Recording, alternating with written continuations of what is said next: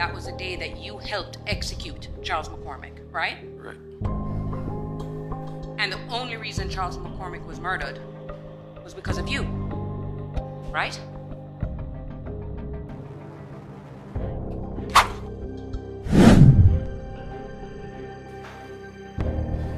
And in reality, you really don't have any memory of him saying anything at all, do you?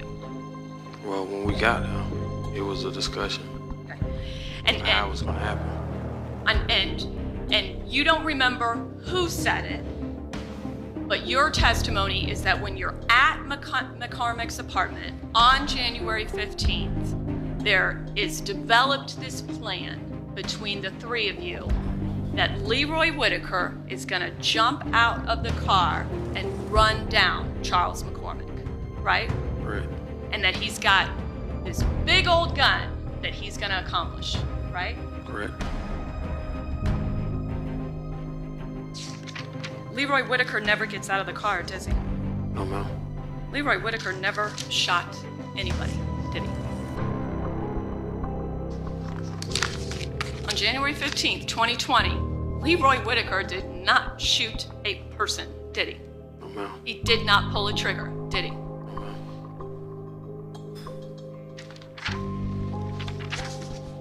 Did you ever provide your phone to the Jacksonville Sheriff's Office? No, ma'am. Why not? Well, it was at the house when I got arrested. Well, once you decided to cooperate, why didn't you want to provide that for him? It was gone. Well, you want the state of Florida and law enforcement to believe everything you're saying, right? Yes, ma'am. I mean, that's pretty critical for your future, right? Yes, ma'am. One would think you'd want to do everything you could, right? Right.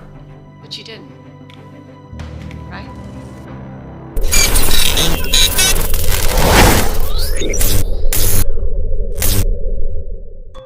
With what? Your phone.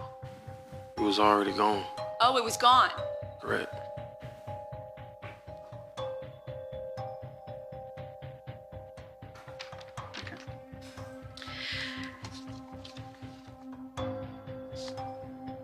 You are, according to you, sir, a changed man, correct? Correct. You are now Muslim? Yes, ma'am. You see things differently? Yes, ma'am. Previously, in your mind, you didn't understand why there was all this gun violence, right? Just didn't understand it, right? I understood it. You understood it because you were doing it, right? Right. But now, you have empathy. You have mercy, right? Yes, ma'am. According to you, Yes, ma'am. I don't have anything further, Your Honor. All right, thank you. Are you prepared to do cross, or do we need a recess? Okay, yeah. Let's go ahead and move forward then with cross for Mr. Robinson.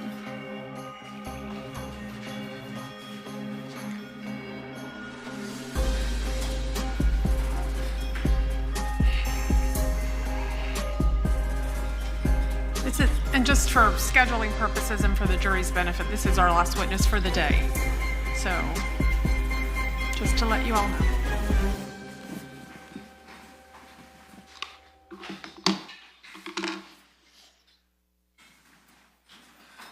May it please the court? Yes. Judge. Mr. Barner, I want to start by talking about how it is that you have ended up in this courtroom testifying for the state of Florida, okay? I'm gonna go over some stuff that Ms. Schlacks went over already, but I may go into some further detail about it, okay? Yes, ma'am. Now, as you sit here right now, you have been in jail for over 5 years. Yes, ma'am. That's because you were incarcerated since January 15th of 2020, right? Yes, ma'am. That was the day that you helped execute Charles McCormick, right? And the only reason Charles McCormick was murdered was because of you, right? Other people. Well, let's break that down. You did not like the lyrics of the song that he put out, right? Right. You saw the post on his Instagram account, right? Right. You decided you wanted to kill him, right? Right. You started this, right? I wouldn't say I started it. Well, it started with your irritation with his song lyrics, did it not? He irritated everybody. Okay, I'm not talking about everybody else, I'm talking about you. Yeah. It irritated you. Correct. That caused you to go on Instagram, right? Right. And now you sit here in front of this jury and you have a deal from the state of Florida, right? Right. And as part of that deal is you have to sit here in front of these juries and say that Hakeem Robinson was the shooter, right? Correct. Now, you would agree with me that when you make an agreement with someone and you get a benefit or a discount, like, you know, price cut in half, that's something we call a deal, right? Yes, ma'am. And you're getting a good deal, aren't you? Yes, ma'am. A sweet deal from the state of Florida, right? I wouldn't say sweet deal. Well, let's go through that. Because you're not only getting a deal on the murder of Charles McCormick, right? Correct. There is another case in which you're getting a deal on, right? Right. Charles McCormick is not the first person you have tried to kill, right? Correct. How old are you again now? 31. So at the time when this took place 5 years ago, you were in your mid-20s, right? Right. And you had 2 dead bodies under your belt that we know of, right? Correct. Now, the person you killed was Mr. Rothamel, right? I didn't kill Mr. Rothamel. Okay. You and Chris Brown, right, Correct. went out to try and kill P Money, right? Right. And the reason why you tried to kill P Money was it was the belief of Blue that P Money was the one behind the Willie Addison murder, right? Correct. That's who they believe did it, right? And so you were going out there. Mr. Rothamel was not the target, was he? No, ma'am. Okay. So you go out with Chris Brown, right? Right. To hunt down P Money, right? Right. At the behest of Abdul Sr., right? No. He wanted him dead, right? Yeah. Okay. And he provided you with the car to commit that murder, right? Right. He provided you with the firearm to commit that murder, right? Right. Okay, so he gave you everything you needed to kill P Money. But he made sure he wasn't there, right? Right. Has you doing his dirty work for him, right? Yeah. And you had no problem doing that. No. Now, there was a shootout, right? Right. And you got shot. Yes? Yeah. But in that shootout, an innocent bystander on a bicycle died, right? Right. P Money didn't die. No. And you even said, you know, he was in the wrong place at the wrong time, right? Yes, ma'am. You're blaming the victim because of what you did, right? I didn't blame him. Okay, you didn't blame him being in the wrong place at the wrong time. Seems as if you're like, well, you know, his fault. He shouldn't have been there, right? No, I wouldn't say that. Right. Now, isn't it true that you are willing to hurt people as long as someone is willing to pay? Back then, yes. Okay, and we are talking about that back then, Yes, ma'am. okay? And whether that's by a promise of money or a promise of freedom. If you're getting a benefit, you're okay with hurting other people back then, because you're a changed man now, right? Right. So I want to delve into the details of this deal you made. So, and Miss Sachs went over this, and I think she did a great job. Because in Florida, right, Right. what you did in that other case was first-degree premeditated murder, correct? Correct. We're talking about the Rothamel case, right? Right. The evidence they had against you and what you did qualified as first-degree premeditated murder, right? And if Blue had given you, like you've testified on the oath today, right? Yes, ma'am. You say you're telling us the truth, right? And then if he had provided you with the tools that you needed to kill P Money, he should also have been charged with first-degree murder, right? I wouldn't say that. Well, you understand the laws of principle, right? Right. Because in the Charles McCormick case, you didn't pull the trigger, right? Right. But you were charged as a principal. Correct. So, because you drove them to the scene, right? Right. Because you knew what was going to happen, right? Right. You are just as responsible as everybody else, right? Right. So if Blue gives you the car to kill P Money, right? Yes, ma'am. Gives you the gun to kill P Money, right? Right. He's done something to assist you, right? Right. And knew what was going to happen, right? He didn't know what was going to happen. Also, your testimony today is that Blue had no idea. That day, he didn't. Oh, the day, but he did know that that is what was that's what your intentions were. Yeah, we was, yeah. Right, and Intentions, but that day he didn't know. okay, but you don't need to know that day. As long as he knows that's what you're going to do and he gives you the tools to do it, that's enough, right? Right. Okay. So if Blue comes in here now going, I never gave him the guns and the car, he's lying, isn't he? Yes, ma'am. Okay.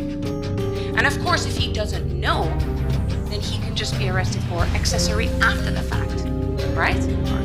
Because that's actually what he was accused in the case that you have with Rothenberg, right? Right. So, as we discussed before, first degree premeditated murder, you take a plea to that or you are found guilty, there is no discretion. You will die in prison, right? Right. You're not gonna leave that prison cell unless it's in a pine box, right? Right. Because in Florida, we don't have parole. Life is life. Now, what they did for you in that case is they allowed you not to plead to first degree murder. They reduced the charges for you, right? Correct. Okay. They reduced it down to second degree murder, right? Right. Now, even though that's all they charged you with, that's not all you're guilty of, are you? No, ma'am. Because you were in possession of a firearm, weren't you? Yes, ma'am. You're not allowed to have firearms, are you? No, ma'am. You could have been charged with possession of a firearm by someone that was adjudicated delinquent, right? Correct. And what does that carry with it? 5 years. No, 15 years in state prison. Oh. Okay. And the possession of the firearm alone carries a 3-year minimum mandatory under that charge, right? Right. But now in Rothamel, you fired your firearm, right? No, ma'am. Oh, you didn't. You just got shot. Yes, ma'am. But you had a gun with you, right? Yes, ma'am. Well, you're saying you didn't shoot the gun, Yeah, I right? didn't shoot no gun. Because if you had been accused or they believed you shot the gun, now you have an additional 25-year minimum mandatory, right? Right.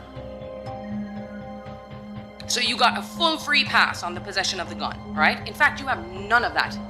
In none of your plea or any charges, you're not in any way charged with possession of a firearm by someone adjudicated delinquent. You don't have those charges, right? And you possessed a firearm in Charles McCormick, Yes, ma'am. and you had a gun in the other one. So they just gave you a free full pass on that. Well, I didn't have a gun in the Rothermere case. You did when Blue handed you the gun. Did he put it in your hand? No. You never touched a gun. He gave it to me, but he didn't hand it directly to me. What did he do? He put it on the floor and then you picked it up? No, it was in the car. The car Okay. that he Did gave. you ever touch it or you never touched it? Yeah, I touched it. Okay. Even if you touch it, that's actual possession, which means you get the 3-year minimum mandatory, right? Right. And even if you're just around it, convicted people can't be around firearms, right? Right. So we've got those 2 cases that are covered by your plea agreement, which don't encompass all the charges that they just chose not to charge you with. You also have the burglary with an assault or battery, right? Right. And you were facing life on that. Yes, ma'am. And that's because burglary with an assault or battery is a first-degree felony, what we call a PBL. You know what PBL means, right? Yes, ma'am. What does it mean? Punishable by life. And now, even though you were also charged with home invasion robbery, right? Right. But that was for the exact same thing. The burglary with assault or battery kind of is like the same thing as home invasion robbery, right? Right. So they wouldn't have been able to prove that anyway. Right? So they changed the charge to burglary with assault or battery for you to plead to. You pled guilty to burglary with assault or battery, right? Right. Okay. Now, you're charged with that because you went into Barbara Buckley's home without her permission, right? Right. You terrorized her, didn't you? Right. You put your hands around her throat, didn't you? Yes, ma'am. And you choked her in her own home. Yes, ma'am. We know that you applied at least some force and pressure because you were able to leave your skin cells on her neck for the DNA. Right? Right. She asked you to leave. She even said that, you guys, get out of my house. Right? Correct. You didn't follow that instruction. Instead, you tried to scare her into thinking you might kill her if she didn't comply. Right? Correct. You can imagine how terrifying that must have been for her. Right? Right. But you just wanted to get away. So your plea agreement covers the 3 separate cases, the cases they know about as you sit here today under the state subpoena. You have immunity from anything you testify to in here today, right? Can you explain that? I will. So Florida statute says that any time that the state issues a subpoena for someone to come to court, within that subpoena is automatic immunity, okay? So that anything you say here can't be used later to prosecute you for something, right? Right. So if you were to commit perjury in front of these juries right now, you're getting a free pass on that, right? Okay, let me see counsel and court reporter at sidebar.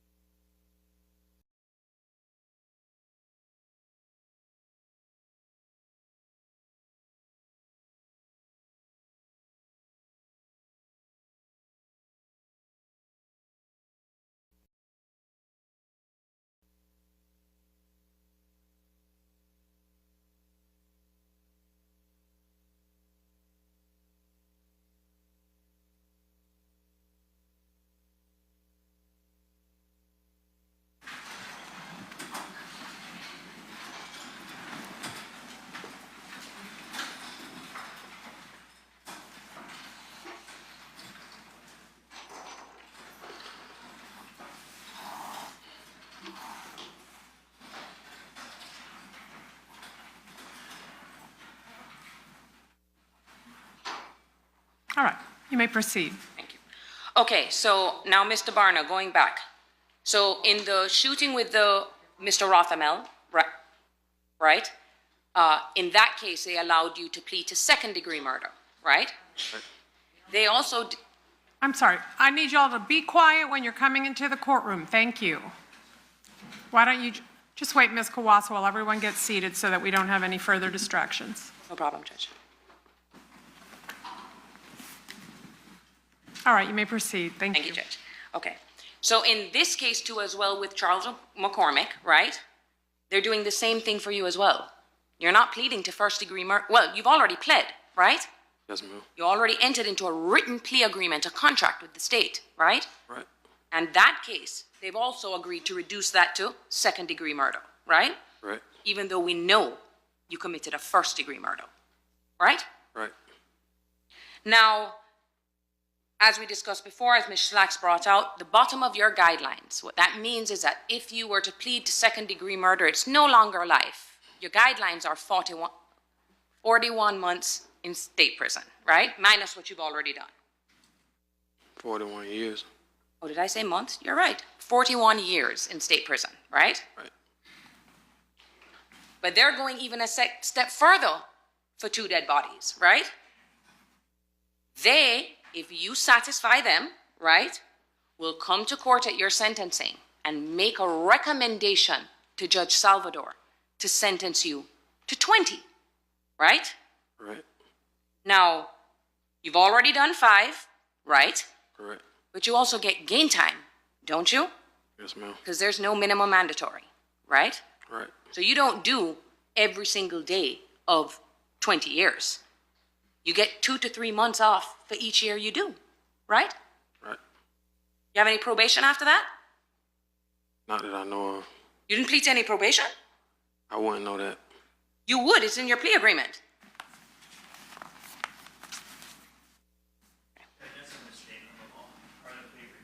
Yeah, I'm going to sustain the objection. So there's a possibility that you could get 20 and the court could incorporate something more, right? Right. Now, without their recommendation, though, it doesn't even open the door for Judge Salvador to even think about giving you 20 years, right? Yes? Say that again. Unless they give a good recommendation and they say, Your Honor, we believe that you should go below the bottom of the guidelines. The state is satisfied that he has met the criteria of a cooperating witness. If they don't recommend that, right, you need their help to make that recommendation. Is that true? Yes, ma'am. Okay. And it's interesting because your case is in front of Judge Salvador, right? Right. So you got to push on a show today, don't you? She's the judge that's going to sentence you. Yeah. Okay. Now, let's talk about the people who are, I just want to make it clear, who you provided information against in the David Rothamel case, right? Right. Because it was because of you that everybody ended up getting arrested, right? Right. You kind of came in and goes, I'm going to solve that mystery for you guys, right? Right. And you threw Abdul Sr. in there, right? Right. Because of you, he was charged with that, right? Right. You also threw Derek Hudson in there, right? Right. You also threw in Chris Brown, right? Right. Now, how old is Chris Brown? He's 31. Your age, right? Yeah. Okay. And you said you're 5'7"? Yes, ma'am. He's taller than you, isn't he? Yes, ma'am. Okay. He's about 5'10", 5'11"? I wouldn't know the exact height. But he's taller than you, right? Yeah. Okay. He also had twisties and dreads in his hair, didn't he? Before he got arrested after you told on him? I wouldn't know. You don't remember? You don't remember what his hair was like even though he was there on the day of the murder of Charles McCormick? You said when he got locked up. Okay, well, when he got locked up, he had dreads, right? I wouldn't know. Okay. But at the time, he did have hair on his head. He couldn't have been bald. Yeah, he had hair on his head. He had hair on his head, right? And he's skinny, right? He's slim. Yeah. He's slim. All right. Now, those aren't the only people. You also decided to throw your girlfriend under the bus, right? Yeah. Janera Smith, the girl you were living with, right? Right. You decided to say, guess what? She was involved in that case with me too, right? Right.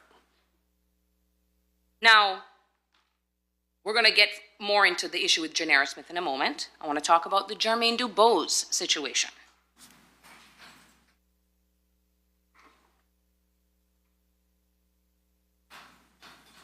Okay, hold on one sec. I got went over all of that. Now, I know that the state and you have been keep saying that, you haven't been promised anything, right? Right. But if you testify that it was not Hakeem Robinson that was the shooter, you don't get the deal. If you say it was someone else, you don't get a deal, right?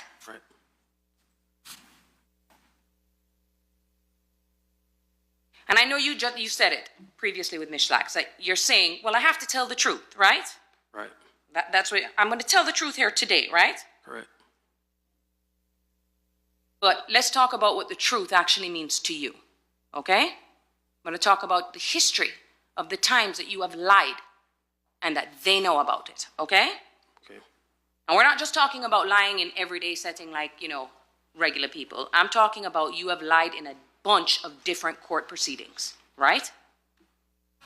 Depositions, right? Right. And I'm not talking about depositions in our case. I'm talking about depositions in the Jermaine Dubose case, right? Right. Everybody got together, the lawyers for everybody, and put you under oath, didn't they? Right. Same oath you took today, right? Right. In front of the presence of the state attorneys. And you lied under oath, right? Right. You didn't care about the truth then, did you? No, ma'am. You lied to detectives before, right? Right. You have lied to state attorneys before, right? Right. And even when they know that you lied in those depositions, right? Right. Put that aside and still let you testify against Jermaine Dubose, right? Yeah, at the hearing, yes, ma'am. It didn't matter to them that they knew that you had committed perjury, did it? No. And nothing prevents you from lying here today, does it? We just have to take your word for it, right? That's a question. What was the question? We just have to take your word for what you say today, right? Yes, ma'am. Okay. Now, I want to also go into issues of perjury, because you've gotten impasses on those as well, right? Right. Perjury is lying under oath, correct? Correct. It's not just misdemeanors. That's not a misdemeanor charge, right? Right. If you lie, for example, in the investigation of a homicide, you could be charged with a first-degree felony, right? Or you don't know. I don't know. And that's because you've never been charged with perjury, right? Right. Even though they know you did it, right? Right. Over and over again, right? Right.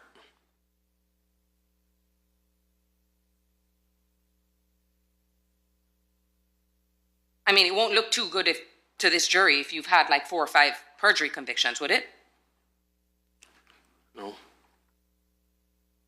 And the only ones who decide whether you get charged with perjury or not are the state attorneys. And they chose not to do it, right? Correct. Now, kind of like Torgon Williams. That's a name that we've heard throughout this case, right? He is someone that was directly involved in the murder of Charles McCormick. Correct? Correct. They haven't charged him with it, right? Right. He's been roaming free for the past 5 years, right?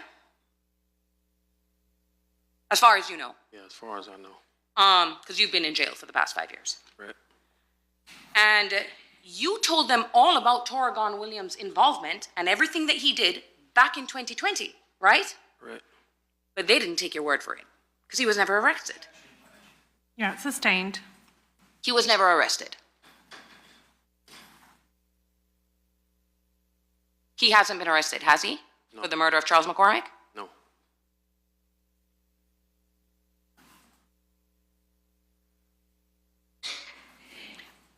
Okay. So, going back to Jermaine Dubose. Jermaine Dubose, he is the one that killed your best friend, Christopher Bing, right? He wasn't my best friend. Christopher Bing was not your best friend? No, ma'am. Okay. But Dubose tried to kill you, right? Right. You were hanging out in an apartment complex and he came out around the corner with an assault rifle and fired at you and your friend, right? And what are the grounds?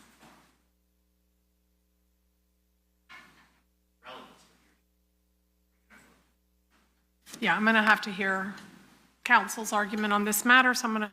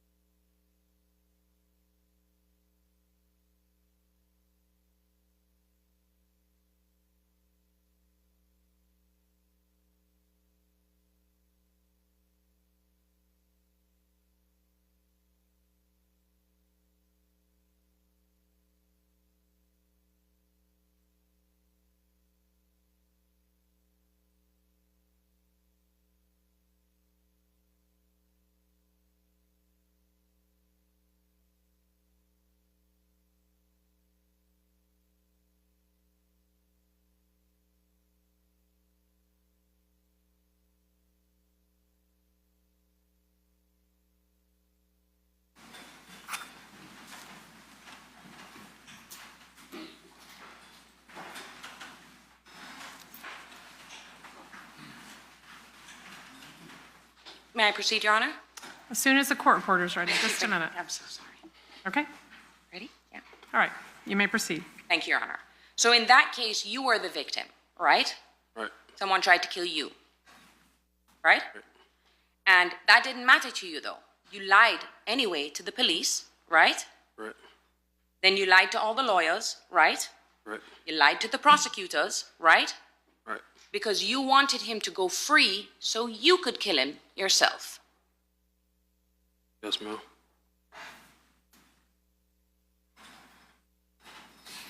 So that's an example of you are using the court system to get what you want, right?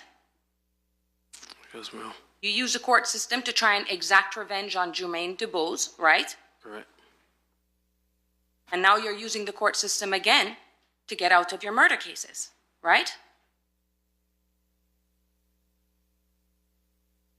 To not die in prison, right? Right. And in order to do that, you have to say Hakeem Robinson is a shooter, right? To tell the truth. The question, and what you claim as your truth in this courtroom today is that Hakeem Robinson is the shooter, right? Correct.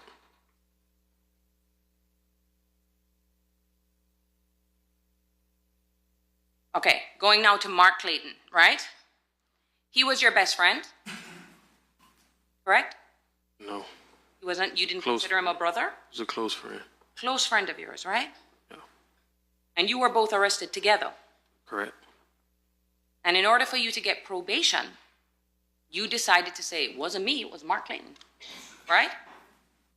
Well, it was both of us. I understand, but you, because of you, he ended up staying in jail, and you got out on probation, right? Correct. And I know Ms. Schlacks brought up that you were like, well, you know, I kind of told him I was going to recant, but this or that. You ended up fleeing to Las Vegas, right, with your girlfriend, Right. while you were on probation. Correct.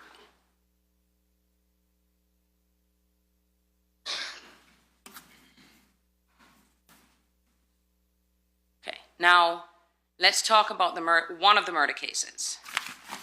One of the names that I didn't mention that's in that Jermaine DuBose case, there's another co-defendant, right? His name's Shanard Cannon, right? Right. Now, he is a part of a group called 300, right? Correct. You are a part of 300, right? Right. You're not a part of ATK. No, ma'am. You consider that group a brotherhood, right? Yes, ma'am. That brotherhood also includes Blue, right? No. 300 is not a part of Blue? No.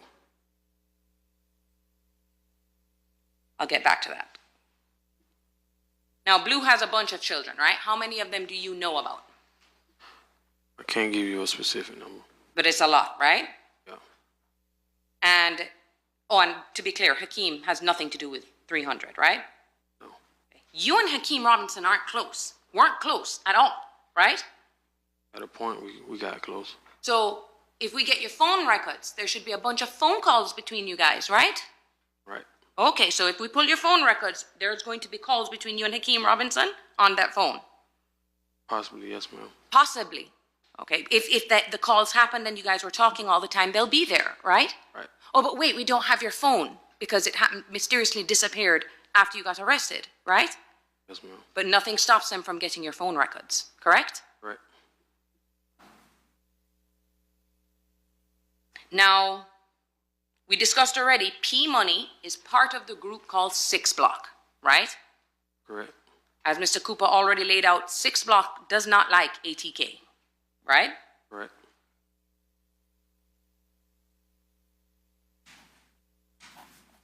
And as it relates to the Rothamel murder that involves you, Blue, Chris Brown, and your girlfriend, Janera Smith, Hakeem Robinson is no way, shape, or form involved with that at all, right? No, ma'am. Okay.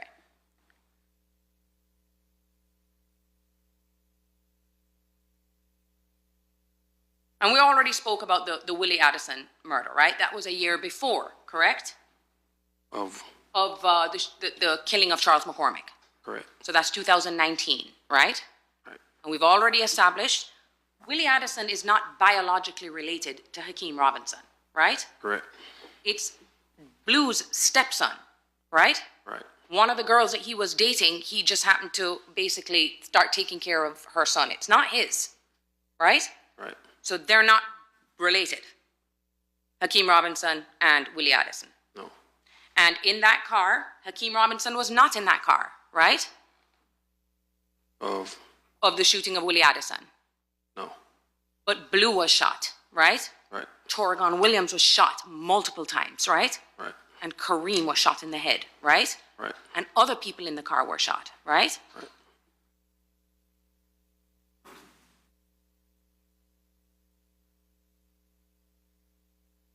Now, in that case, after the murder took place, right, you got shot, right? Right. And then you were able to leave the scene, right? Right. And Janera Smith came to help you, right? Right. And Blue also came to help you, right? Right. Blue actually gave you money, right? Correct. And stuff you needed to get out of town, right? Right. And you and Janera, literally, with the bullet still in your leg, decided to leave town for months, right? No, ma'am. How long were you gone? Less than a week. Less than a week. Is that what Janera Smith is going to tell me? Well, we booked the hotel for 5 days. Right? And you went as far down south as where? Melbourne. Okay, all the way down there. And then you ran out of money, right? Correct. The money that Blue had given you. Yeah. So, in the McCormick case, Blue helps you get away from Barbara Buckley's house, right? Correct. Helps you get rid of your clothes, right? Right. Helps get rid of all this evidence, right? Right. And he also helped you in the McCormick case, right? Helped you and Chris Brown, though. Right? No. He didn't, Chris Brown wasn't there? Oh, no, that's right. You actually assumed at one point that Chris Brown was dead, right? Right. But he ended up showing up and you realized he was alive.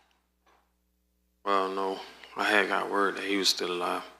But Blue is the one that helped you then to get away, right? Correct. And then helped you again in Charles McCormick's case to get away, right? Right. And Janera Smith, too, that's kind of what she did in the Charles McCormick case, right? No. Okay, so Janera Smith, you were living with her at the time, right? Right. And in the McCormick case, you end up going back to your house at some point, right? Right. You're getting nervous because you realize someone saw your tattoo, right? Didn't you guys pack up your stuff and get ready to go in your car, right? To leave. No. Where were you going? We was going to Family Dollar. And then to do what after that? Go back to our apartment. To do what? Cook. So, you had just finished executing Charles McCormick, right? And what you were going to do that evening was go back and have a nice dinner with your girlfriend? Correct. Okay. But before you could get back home, JSO was on top of you guys, right? Right. You didn't get that far. You got pulled over, right? Right. But they accused Janera Smith of fleeing and eluding because she didn't stop the car, right? Right. You both got arrested that night. Correct. She arrested for fleeing and eluding, and you got arrested. They beat you that night, right? Correct. They put a gun in the back of Janera Smith, didn't they? Told her to stop screaming when they were beating you, right? I don't know. But she was let go that night because she was only charged with fleeing and eluding, correct? She got released the next day. Next day. But you remained in custody. Correct. And so, before she was out for the whole 9 months before Hakeem Robinson got arrested, right? Correct. Because she was arrested the same day or around the same time Hakeem Robinson was, because that's when you decided to implicate her in the Rothamel case, right? Right. And you had been talking to her on the phone while you were in jail, right? Correct. Okay. So, if anything, she had access to the internet, right? Everything that was going on with the case, and she was talking to you, correct? Correct. Now, eventually, when you flee with Janera on the Rothamel case, you got to come back. You ran out of money, right? And you had to get some work on your knee. Is that right? It was starting to bother you. Right. And did they pull, when you went to the hospital, they pulled the bullet out of your leg, right? Correct. Now, Janera knew that you were involved with that case, right? Yes, ma'am. She knew that you had been involved in the murder of Mr. Rothamel, right? Yes, ma'am. And she never came forward, did she? No. In fact, when you went to the hospital, isn't it true that police were called out there because you had a bullet in your leg, right? Correct. And anytime anyone has a bullet wound, it's mandatory, they have to call the police, right? And you lied to the detectives about how you got shot, right? Yes, ma'am. You told them about you were in Lake City and some fight broke out and you got shot, correct? Correct. And Janera Smith told that lie for you as well, didn't she? Yes, ma'am. The both of you came together with a little plot to come up with this story to tell law enforcement so that you would not get caught, right? Right.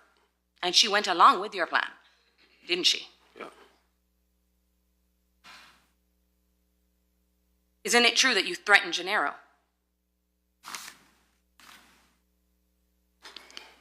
Threatened her. You threatened her about whether or not she should come forward. I don't recall. No or yes? I don't recall threatening her Okay. to come forward. No, to not come forward. Like, don't snitch on me and Blue. I never told her that. Okay. But what would happen to her if she snitched on you or Blue? Yeah, I'm going to sustain.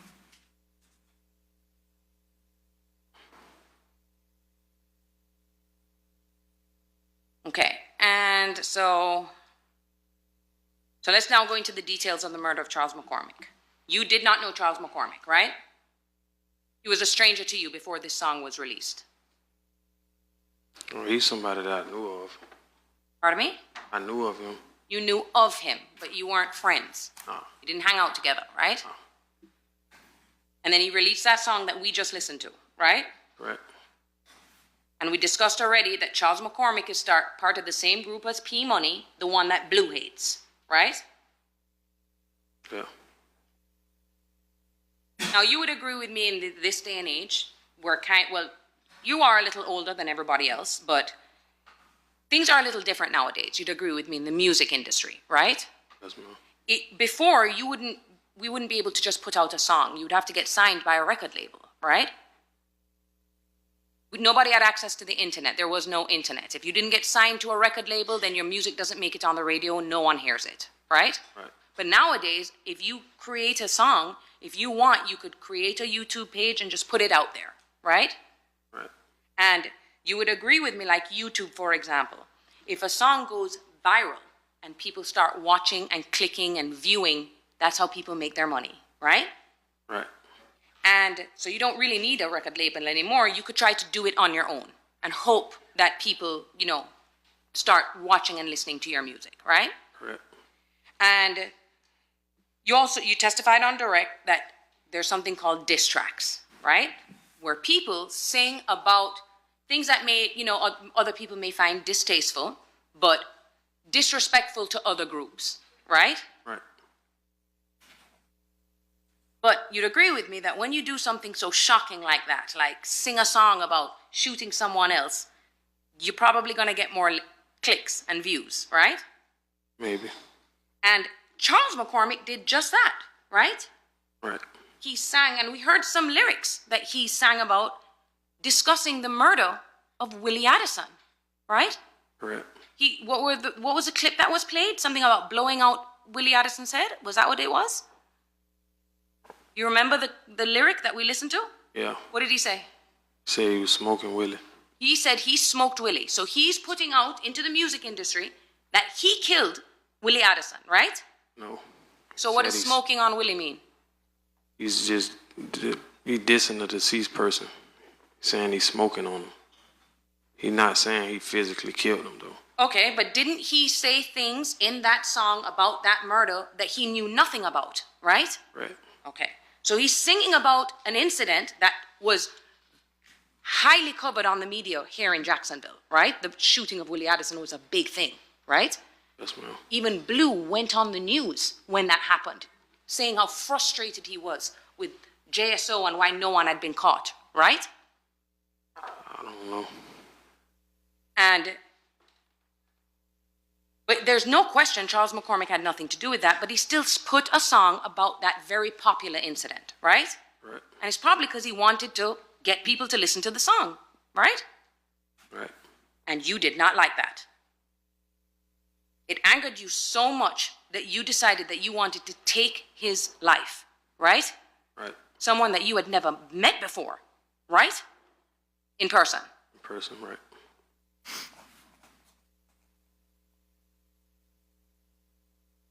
He didn't disrespect Hakeem Robinson in that song, did he? He didn't say Queso's name in that song? No. He didn't mention anything about Hakeem, right? No. That's because Hakeem was not in the car in that shooting, right? Right. He disrespected Blue's son. That's who he disrespected, right? Right. And you were super close to Blue, right? Blue was like a father figure to you growing up, wasn't he? No. You wouldn't say that? No. He wasn't around? You didn't know him from you were a child? Yeah, he wasn't a father figure though. Because he was what? Gone for quite some time? Yeah.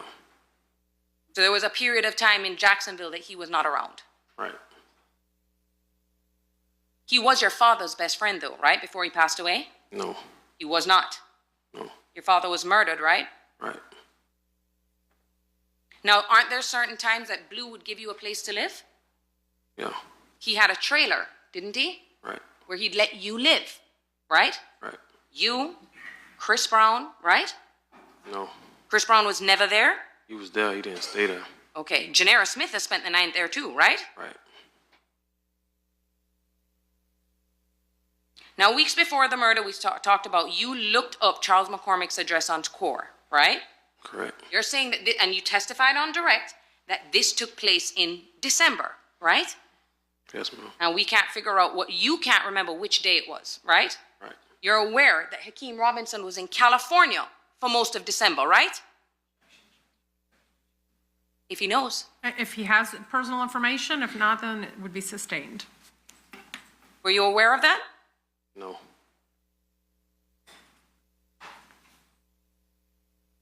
However, if you all were together and communicating here in Duval County, there should be records of that on the phone, right? Correct.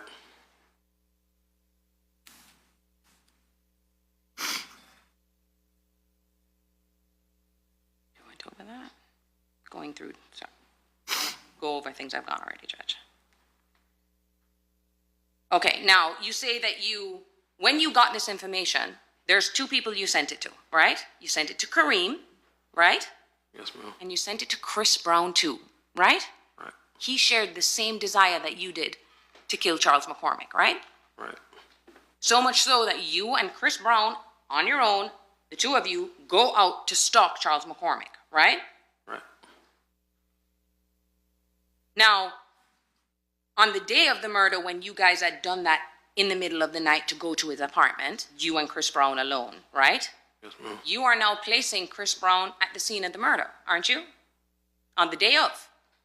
Not the scene of the murder. Okay, well, you're placing him around the victim's home, right? Yes, ma'am. So if anything and they look up his phone records, he's going to be pinging there, right? Right. And at this time, you were taking drugs, right? Right. You were smoking weed and doing Molly, weren't you? Yes, ma'am. Then you claim after you and Chris Brown go and do that, you come back to your apartment, right? Correct. No sleep, still awake. Right. And at 4 a.m. you say Kareem comes to pick you up. Kareem comes to pick you up, right? Well, I called him at 4 o'clock in the morning. You called him at 4 a.m., said, let's do this, right? Right. But you called Kareem. You didn't call Hakeem Robinson, right? No. You didn't call Leroy Whitaker, right? Right. Now, you jump in the car, you have your firearm, right? Right. Your Glock 22, 23? Correct. You're not supposed to have that gun, right? Right. Where'd that gun come from? You didn't buy it. No. Where'd it come from? I traded it Traded what for what? for a Glock 19. Okay, so how many guns did you have at that time in your house? I can't recall. Was it more than one? Yes, ma'am. Multiple firearms that you were not allowed to have, right? Right. So then you go and you say that you go to a different location, and your testimony was that you guys were originally in a Dodge Journey. Now, on direct examination, you said that that's Hakeem's car, right? Yeah. That's Kareem's car, right? Well, to my knowledge, it was Hakeem's car. When you say to your knowledge, what made you believe that the car belonged to Hakeem? You keep a rental car. Okay, he keeps a rental car. How many different rental cars have you seen him with? A bunch. A bunch. You don't know if he rented that car, right? He never rented it himself. So it's not his car. Whoever rented it, it's theirs, right? Right. And it's Kareem's car. But today you're saying it's Hakeem's, right? But you don't really know who rented the car, correct? Well, he tell me his mama rents the cars. He says that his mom rents cars. Did he say his mother rented a Dodge Journey for him and that this was this car? No. Okay, you're just guessing and assuming, right? When you say a statement like that, you assumed that the Dodge Journey was his, right? Right. So then you claim that you then go to another location and pick up the Nissan Altima, right? Right. Now, it's your testimony today that that's the first time that you'd ever seen that car? No. Oh, it's not, right? No. You've seen that car before, right? Right. That car you guys have been using for 2 months, right? I don't know the exact number of months. But it's been a while, and you guys have been in and out of that car, right?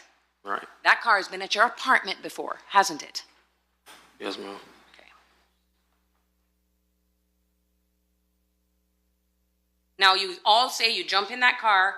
It's still now early. You've been awake all night on Molly and weed, right? Right. But you're able to clearly testify about all these details today, though, right? Right. So you then go, you get to the location, and you're all sitting in your cars, right? I mean, in the Nissan, correct? And once again, Chris Bound pops up, doesn't he? When? When you guys return with the Nissan. Right before the murder, your testimony is that Chris Brown was there, right? Yeah, McCormick's residence, yeah. At McCormick's residence. So Chris Brown's phone will be pinging there, right? Sure, yeah. Okay. Someone else was there too, Torrigon Williams, right? Right. Kareem was there too, right? Right. Okay. And Kareem and Torrigon basically did the exact same thing, correct? It's in terms of their involvement in this murder, right? I don't understand what you're saying. Their level of involvement is the same. Torrigon Williams and Kareem. If it's not, let me know. Do you think one is more involved than the other? Oh, you saying them together? Yeah, Kareem and Torrigon, like they're Yeah. kind of on the same, Yeah, they yeah. did the same thing, right? Right. But Kareem got arrested and Torrigon didn't. Correct.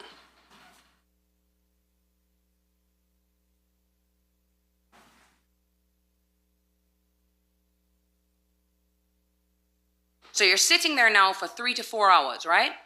Yes, ma'am. You got your phone on you? No. You don't have your phone on you? You left your phone? Did you have your phone when you went into Barbara Buckley's house? Oh, I'm thinking of something else. Okay. I think you saying here today. Oh, no, I know you don't have a phone here today.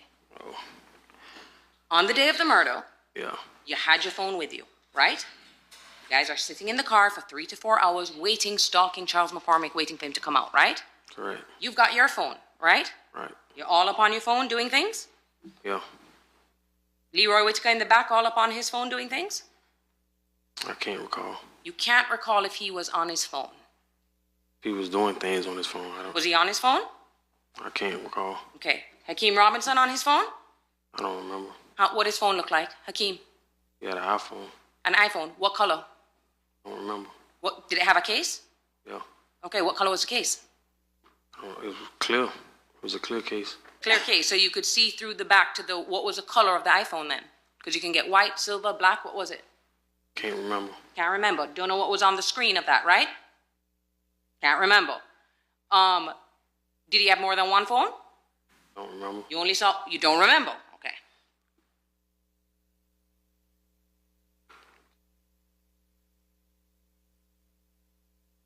Now, you claim that at some point, and we've heard about this before, and you've testified about this before, where you claim that Abdul and Kareem had called Hakeem to say that they were in the area, right?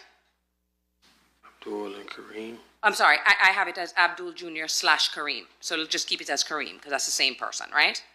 Kareem, you testified to before, called Hakeem. Kareem called Hakeem to say that they were in the area, right? That phone call never happened? Hakeem called Kareem. Okay, so now your testimony is that Hakeem called Kareem, right? Yeah. So that should be on Kareem's cell phone records, right? Should be on Hakeem's cell. Should be in Hakeem's cell phone records, right? Yeah, he called. He called. So, well, when you call on one and someone receives it, it's going to be on each person's phone records, right? All right. Now, I want to talk about something that you testified to today for the first time. And I want the jury. Yeah, I'm going to sustain, just ask the question without commentary. Okay. Thank you. Did you testify on direct that you witnessed a phone call between Raekwon Howard and Dominique Barnell? When Mr. Cooper was asking you questions, right? Yeah. He asked you, did you see Hakeem Robinson make a phone call to Raekwon Howard while you guys were in the parking lot? Correct. And you said yes, right? Right. Now, in this case, you sat just for us 3 separate depositions, right? Right. And these depositions weren't short, were they? No. You were deposed by all of the attorneys for over 9 hours, right? I don't know the exact hours. But it was on 3 separate occasions, Right. and we had to actually break it up into 3 because each day we went till 5, right? And we ran out of time. Right. Each attorney for each defendant painstakingly went through very detailed questions, right? Step by step about what happened, right? Right. And you never once mentioned in any one of those depositions to any of us in the presence of Joel Cooper that you saw a call from Raekwon Howard on Hakeem Robinson's phone. Did you? Well, they already knew that. Say what now? They already knew that. Okay, they know that from Raekwon Howard. I'm talking about you. When we are sitting down and asking you questions, you told us so many details about every single thing that you did, right? You even remembered this phone call from Hakeem to Kareem, right? Right. And we would ask you questions. What happened next, right? Right. Miss Slacks at one point even had to say to you, Mr. Barnell, I don't want a situation to show up where we are in a courtroom in front of 2 juries and you say something we've never heard before, right?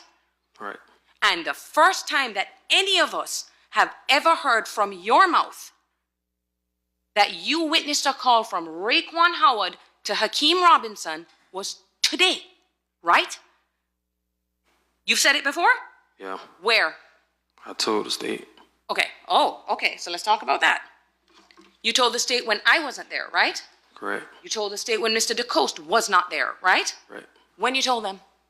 I don't remember the exact date. Did you recently meet with the state attorneys in preparation for your case today? Yes, ma'am. How many times did you meet with them? All right, let me see court report on counsel at sidebar.